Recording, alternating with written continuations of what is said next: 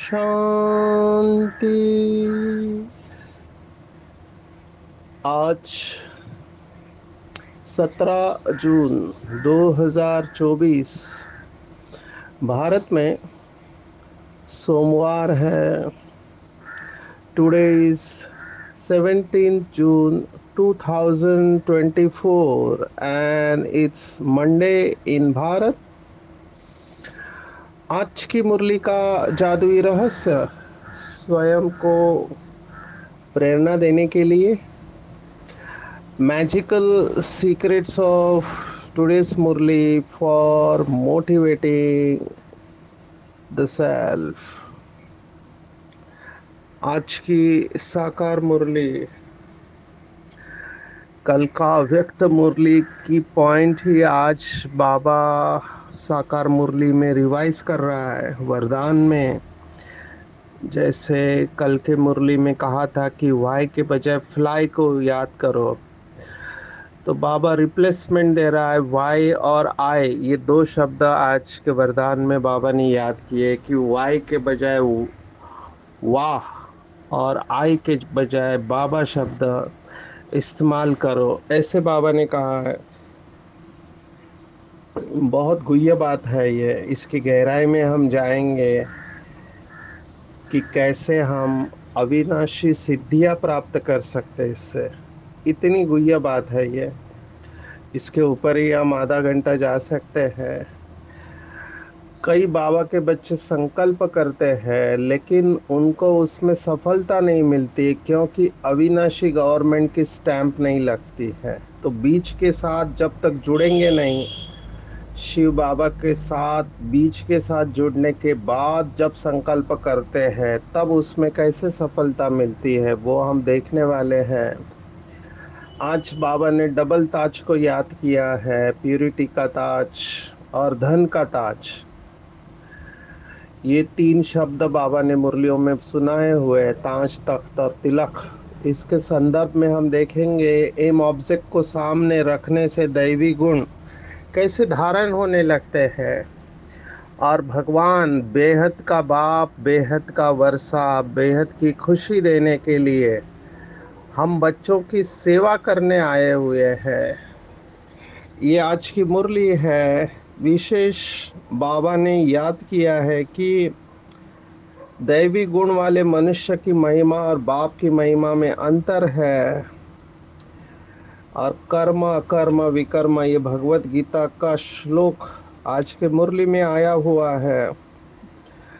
बाबा ने ये भी याद दिलाया कि देवताओं का आपस में बहुत प्यार रहता है, कभी आपस में झगड़ा नहीं करते, तो हमको भी ऐसे बनना है।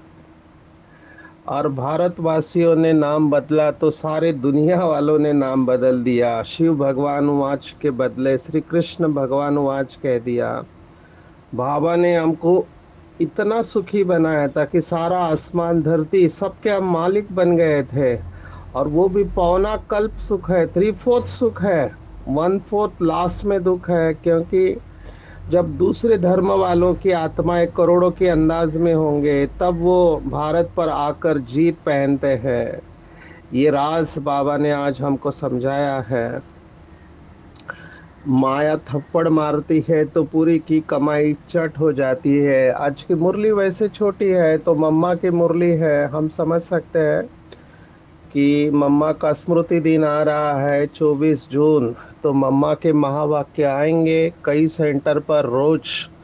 मम्मा की विशेषता या मम्मा की मुरली सुनाई जाती है मुरली के बाद में, बाबा की मुरली के बाद में। तो आज की मुरली में भी मम्मा की बहुत सुंदर वाणी आई हुई है।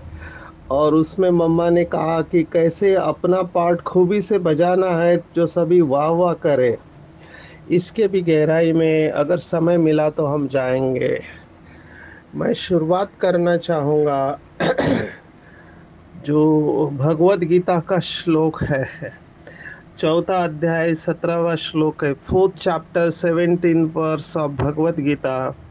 कर्मणो अपि बोद्धव्यम बोद्धव्यम च विकर्मणः अकर्मणश्च बोद्धव्यम गहना कर्मणो गतिः। माना कर्म, अकर्म और विकर्म, इन तीनों की गति समझना चाहिए। मुझे प्रश्न पूछते हैं कई बाबा के बच्चे कि ऐसा क्यों होता है कि कुछ आत्माएं पीछे आती है, थोड़ा पुरुषार्थ करते आगे निकल जाती है, और कई आत्माएं कई वर्षों से पुरुषार्थ कर रही है लेकिन उनको आगे बढ़ने का अनुभव नहीं होता है। कई आत्माओं के जीवन में बार बार विघ्न आते रहते हैं, जिसको बाबा ने मुरलियों में कहा कि कुत्ता निकाला तो बिल्ली आ जाती है, बिल्ली निकाला तो चूहा आते रहता है। तो कुछ ना कुछ आते ही रहता है, और कुछ लोगों का जीवन निर्विघ्न, माना ज्यादा चैलेंजेस नहीं है, कुछ लोगों के जीवन में बहुत सारे चैलेंजेस है। ऐसा क्यों है? तो इसका जवाब केवल कर्मों की गुह्य गति ही दे सकती है, बाकी तो कोई स्पष्टीकरण है नहीं। हम कोई भी बाबा के बच्चे बहाना दे नहीं सकते हैं कि क्या करे, परिस्थिति ऐसे थी, क्योंकि हमारे सामने तो अभी सभी रोल मॉडल है। आप सोचो, मम्मा और बाबा के सामने कोई रोल मॉडल नहीं थे, और ना ही वो ट्रांस में जाते थे, लेकिन उन्होंने अपने पुरुषार्थ से अपने आप को इस काबिल बनाया जो दूसरे उनको कॉपी करने लगे। तो ये भी विशेष बात है कि हमको अपने आप को रोल मॉडल बनाना चाहिए। हम मैनेजमेंट में, मैं जब मोटिवेशनल लेक्चर लेता हूँ तब मैं सुनाता हूँ कि people are not successful in absence of problem, they are successful in spite of the problem. माना लौकिक दुनिया में भी जो लोग सफल बने हैं वो इसलिए नहीं बने कि उनके जीवन में कोई समस्या नहीं थी, समस्या होने के बावजूद वो सफल बने हुए हैं। तो समस्या उन्हें रोक नहीं पाई। बाबा हमें ये ईश्वरीय ज्ञान रत्न रोज दे रहे हैं, ये हमारे अंदर इतनी शक्तियां भरते हैं कि कोई भी परिस्थिति आए। मैं तो ये टारगेट रखता हूँ, आप में से भी कई बच्चे बाबा के रखते होंगे, कि मुझे गोल्ड मेडल लेना है। मैं तो रोज की मैच खेलता हूँ। क्या होता है, हम जब बहुत बड़ा लंबा टारगेट रखते हैं ना, तो वर्तमान के ऊपर ध्यान कम हो जाता है। आजकल एक मेडिटेशन पूरे वर्ल्ड में काफी फेमस हो रहा है, उसके लिए उन्होंने शब्द इस्तेमाल किया, अभी है अंग्रेजी का शब्द लेकिन उन्होंने उसे पॉपुलर कर दिया, प्रसिद्ध कर दिया, फेमस कर दिया। वो शब्द है माइंडफुलनेस। माइंडफुलनेस माना आप जो कर रहे हैं उसके ऊपर ध्यान दो। अब ये प्रैक्टिकल योग ही है। भारत में ध्यान देना कहते हैं कि हर कर्म ध्यान से करो, पढ़ाई ध्यान से करो, खाना ध्यान से बनाओ, चलते समय ध्यान से चलो नहीं तो ठोकर लग जाएगी। हर कर्मों में ध्यान जरूरी है। अभी यही योग है, और ये लोग यही कहते हैं कि माइंडफुल रहो। माइंडफुलनेस के ऊपर कितने सारे अभी स्टडीज आ रहे हैं, स्ट्रेस रिडक्शन में, माना तनाव को कम करने में भी माइंडफुलनेस के ऊपर ही आ रहे हैं। अभी ये क्यों आया? अंग्रेजी में कहते हैं necessity is the mother of invention, माना आवश्यकता आविष्कार की जननी है, ऐसे कहते हैं। क्योंकि लोगों की बुद्धि भटक रही है, चश्मा कहाँ रखा है, पेन कहाँ रखा है, चाबी कहाँ रखी है, सब भूल जाते हैं क्योंकि मन भटक रहा है, माइंडफुल नहीं है। तो माइंडफुल माना आप जो भी कर्म कर रहे हैं उस समय 100% प्रेजेंट रहना। जब हम टू मच प्लानिंग में जाते हैं तो वो चिंता बन जाती है। प्लानिंग इज गुड, प्लानिंग होनी चाहिए, लेकिन प्लानिंग में लॉस्ट नहीं होना चाहिए। अभी हमारा संस्कार प्लानिंग का ही है। तो मेरा 1 साल का प्लानिंग रहता है, 6 मास का रहता है, 3 मास का रहता है, 1 महीने का। मैंने टारगेट सेट किया कि मुझे 1 साल में क्या अचीव करना है, 6 महीने में क्या करना है, 3 महीने में, 1 महीने में, हफ्ते में, 15 दिन में। तो प्लानिंग सेट करने के साथ में हम प्रेजेंट में रहना नहीं भूलते हैं। तो मैं तो रोज का टारगेट रखता हूँ, मुझे रोज गोल्ड मेडल लेना है, ये मेरा डेली का टारगेट है। और गोल्ड मेडल मुझे अमृत वेले को मिल जाता है अगर मेरा दिन भर अटेंशन अच्छा है, दिन भर कर्म अच्छे है, मर्यादा में रहते हुए सबको सुख दिया है, बेहद में रहता हूँ, तो डेली का गोल्ड मेडल बाबा अमृत वेले हमको पहनाता है। तो अमृत वेला बख्शिश है, पहले दिन आपने क्या किया। तो यही ताज है, जो बच्चे यहाँ पर हर बात में विन करेंगे वही विजय माला में आएंगे, ये बाबा ने अव्यक्त मुरलियों में कहा हुआ है। तो हमको चेक करना चाहिए, किसी को दोष नहीं देना चाहिए। मेरा एम एंड ऑब्जेक्ट क्या है, जैसे आज के मुरली में आया है एम एंड ऑब्जेक्ट। हर स्टूडेंट का एम एंड ऑब्जेक्ट होता है कि उसको बड़ा होके क्या बनना है, तो उस दिशा में वो अपनी पूरी एनर्जी को लगाता है। सचिन तेंदुलकर को अच्छा क्रिकेटर बनना था, तो पढ़ाई के ऊपर उनका फोकस इतना नहीं रहा, उसने अपनी पूरी एनर्जी 12-12 घंटा प्रैक्टिस करना, पूरी एनर्जी उसके ऊपर लगा दी। हमारा एम एंड ऑब्जेक्ट क्या है, हमको अपने आप से बात करना पड़ेगा, क्योंकि जैसा लक्ष्य रखेंगे वैसे लक्षण आएंगे। ये बाबा मुरलियों में कितने बार कह चुका है, जैसा लक्ष्य वैसे लक्षण। अगर लक्ष्य ही हमारा कमजोर है तो लक्षण भी वैसे ही होंगे। लक्ष्य ऊंचा होना चाहिए और संकल्पों में दृढ़ता रखेंगे। जैसे आज बाबा ने कहा कि एम ऑब्जेक्ट को सामने रख दैवी गुण धारण करो। आज की मुरली में बाबा ने कहा पुरुषोत्तम और पुरुषोत्तम नहीं, माना पुरुषों में उत्तम लक्ष्मी नारायण ही है। तो अगर लक्ष्मी नारायण का लक्ष्य है, बनना है, तो जो बाबा हमेशा मुरली में कहता है कि नारद को कहा कि अपना मुंह आईने में देखो कि तुम लक्ष्मी को वरने के लायक हो या नहीं हो। तो चेक करना चाहिए कि मेरे अंदर दैवी गुण है। बाबा जो भी बातें कहता है क्या मैंने धारण किया है। अगर अभी मेरा शरीर छूटा किसी भी बीमारी की वजह से, एक्सीडेंट में या और किसी भी कारण के वजह से, तो मुझे क्या पद मिलेगा। इतना अटेंशन रखेंगे तो ऑटोमेटिकली कर्म श्रेष्ठ होने लगेंगे। आज बाबा ने स्पष्ट कहा है कि याद और पढ़ाई से ही डबल ताज मिलेगा। दो ताज है सतयुग के, है ना, एक पवित्रता का ताज और विश्व का ताज। लेकिन इन दोनों ताज का आधार है इस समय का संगम युग का जिम्मेवारी का ताज।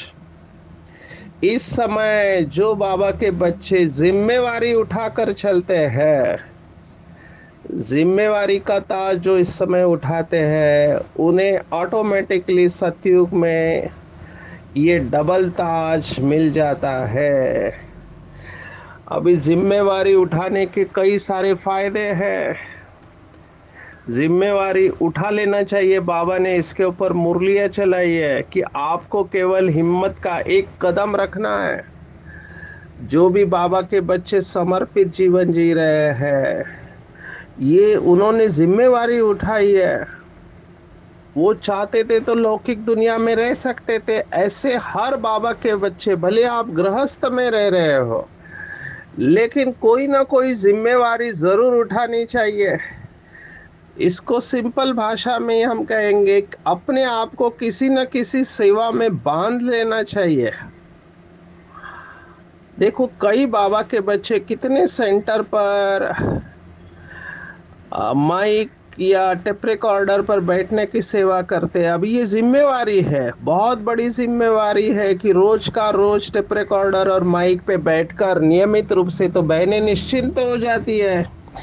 कई लोग किचन में भोजन बनाने की जिम्मेवारी उठा लेते हैं, कोई गाड़ी चलाने की जिम्मेवारी उठा लेते हैं, कोई साफ सफाई की जिम्मेवारी उठा ही लेते हैं, कोई सब्जी लाने की जिम्मेवारी उठा लेते हैं।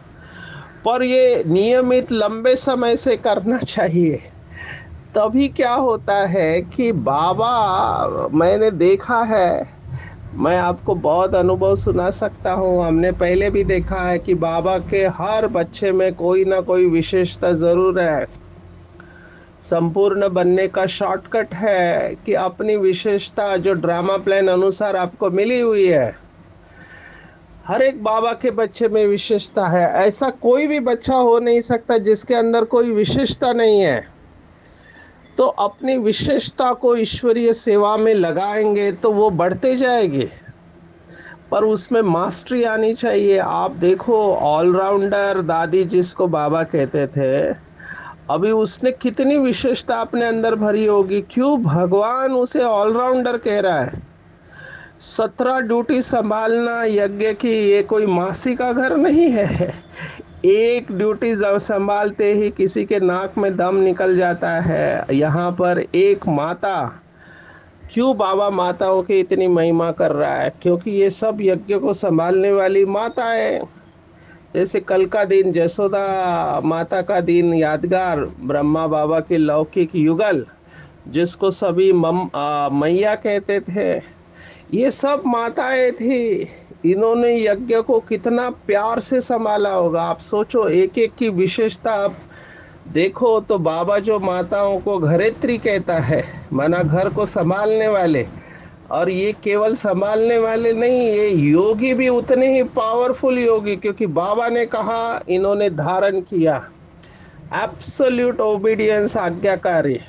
तो क्यों नहीं इनको डबल ताज मिलेगा? निश्चित ही मिलेगा। हम सबकी दुआएं है, क्योंकि इनके अनुभव सुन के हमको शक्ति मिलती है। तो कोई बहाना नहीं चलेगा। आप ये भी नहीं कह सकते कि हम पढ़े लिखे नहीं हैं, क्योंकि दादी जान की तीसरी कक्षा पढ़ी थी। हमारे कई ऐसे दादियाँ थी जिनको लिखना नहीं आता था, लेकिन उन्होंने श्रेष्ठ पुरुषार्थ किया, अपनी विशेषताओं को सेवा में लगाया। भोली दादी, भोजन बनाना आता था, लेकिन इतना श्रेष्ठ पार्ट प्ले किया कि अभी वो बेंचमार्क बन गए। कई सेंटर पर मैं जाता हूँ तो वहाँ की बहनें मुझे इंट्रोड्यूस कराते हैं कि ये बहन यहाँ की भोली दादी है। माना भोली दादी एक बेंचमार्क हो गया, एक ब्रांड हो गया कि किचन में जो अच्छा भोजन बनाते हैं वो भोली दादी है। तो इस तरह से अपना ब्रांड क्रिएट करना चाहिए।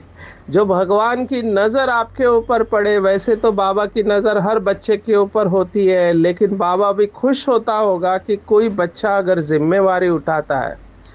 और ऐसे लोगों का योग सहज ही लग जाता है, उनको योग में कोई मेहनत नहीं है। और यही पढ़ाई है सेवा की सब्जेक्ट। अगर आप सेवा निमित्त और निर्माण भाव से करते हैं तो आपने मैच जीत लिया, मैं कहूँगा। क्योंकि सेवा में कितनी सारी दुआएं मिलती है, सेवा में बाबा की याद भी रहती है। केवल एक सेवा की सब्जेक्ट, भक्ति मार्ग में ये 3 शब्द कहते हैं, सेवा सत्संग सिमरन। आप सोचो, वो जो बाबा मुरली में कहता है हथ कार्डे दिल यार्डे, ये सब इसमें आ जाता है। तो स्वयं भगवान हम बच्चों की सेवा करने के लिए आया। कितनी नशे की बात है। देखो, साकार मुरलिया भी नशा चढ़ाने वाली है। स्वयं भगवान बच्चों की सेवा करते हैं। अपने को कहता हूँ मैं मोस्ट ओबीडियंट सर्वेंट हो, किराए पर तख्त लेकर तुम्हें विश्व का तख्त नशीन बनाता हूँ। बाबा आज कह रहे, मैं खुद उस ताउसी तख्त पर नहीं बैठता हूँ, लेकिन बच्चों को उस तख्त पर बिठाते हैं। कितनी बड़ी बात है। और बाबा कह रहा है, मेरे तो जड़ मंदिर बनाते, उसमें क्या टेस्ट है? मज़ा तो बच्चों को है जो स्वर्ग का राज्य भाग्य लेते हैं। तो चेक करना चाहिए कि बाबा हमारे लिए पतित दुनिया पतित तन में आ रहा है हमें ताऊसी तख्त देने के लिए, तो क्या हम उसका तख्त बाबा से प्राप्त कर रहे हैं? आज बाबा ने ये परमात्मा और देव आत्मा के बीच में फर्क बताया हुआ है। हमको बहुत प्यार से इस पॉइंट को लेना चाहिए, क्योंकि लोगों की भावना होती है, श्री कृष्ण से बहुत लोगों का प्यार है, इसलिए इस पॉइंट को बहुत युक्ति से लोगों के सामने रखना चाहिए कि देहधारी परमात्मा नहीं हो सकता, क्योंकि जन्म मरण के चक्कर में आता है, सुख दुख के चक्कर में आता है, और परमात्मा सुख दुख से परे है। तो ये बात बहुत अच्छी तरह से लोगों के सामने रखना है। बाबा ने आज याद दिलाया है कि भारतवासियों ने ही क्या किया है, भारतवासियों ने नाम बदल दिया तो सारी दुनिया ने बदल दिया। माना ये नाम पहले था नहीं। श्रीमद् भगवत गीता निराकार का शास्त्र है, ना कि साकार का शास्त्र है। और ये युद्ध का शास्त्र नहीं है, योग का शास्त्र है। युद्ध शास्त्र कहाँ और योग शास्त्र कहाँ? और ये युद्ध हम सबके अंदर मन में चलने वाली है, और परमात्मा ने उसके ऊपर विजय पाना सिखाया है। तो ये सब बातें सेंसिटिव सब्जेक्ट है। मैं जब कहाँ पे कुरुक्षेत्र गया था, तो कुरुक्षेत्र के पास एक स्थान है, तो लौकिक वाले कहते हैं, खास करके आदि शंकराचार्य ने वो स्थान बताया था कि वहाँ पर श्री कृष्ण ने अर्जुन को भगवत गीता सुनाई, ऐसे मानते हैं। तो वहाँ पर कुरुक्षेत्र में कृष्ण का म्यूजियम बना हुआ है, गीता का म्यूजियम, तो उनके डायरेक्टर से मिलना हुआ। और बात ही बात में मैंने पहले सेंस किया कि आत्मा पॉजिटिव है, तो ओपन माइंडेड लगी, बहुत प्यार से हमसे मिल रही थी। तो मैंने प्रश्न के रूप में उनके सामने ये बात रखी कि मुझे लगता है कि श्रीमद् भगवत गीता का भगवान जो है वो निराकार है, तो साकार देहधारी श्री कृष्ण यहाँ पर कैसे आया? तो वो थोड़े मुस्कुराए और उन्होंने कहा कि हमको भी ये पता है। तो मैंने कहा आया कहाँ से?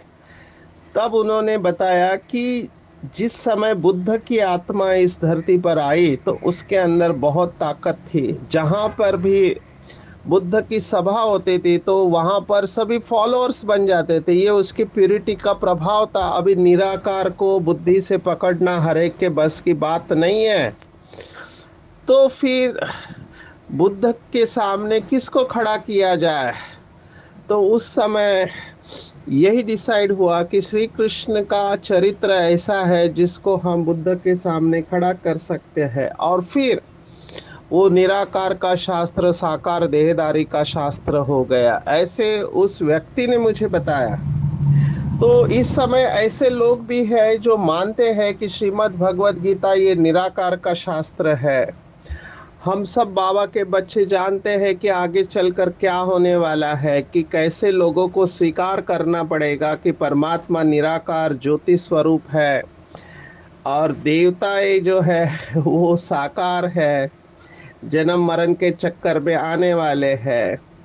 ये सब बातें अभी तो बहुत स्पष्ट है, तो मुझे इसमें जाना जाना ठीक नहीं लग रहा है।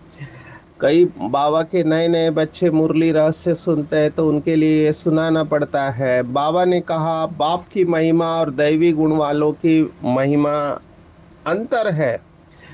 बाबा जो है ज्ञान का सुख शांति का सागर है, लेकिन देवताएं उनकी महिमा अलग है। एक मुरली में तो बाबा ने कहा देवताएं रॉयल बुद्धू है। अगर ये बात हम बाहर किसी को सुनाए तो उनको गुस्सा आ जाएगा।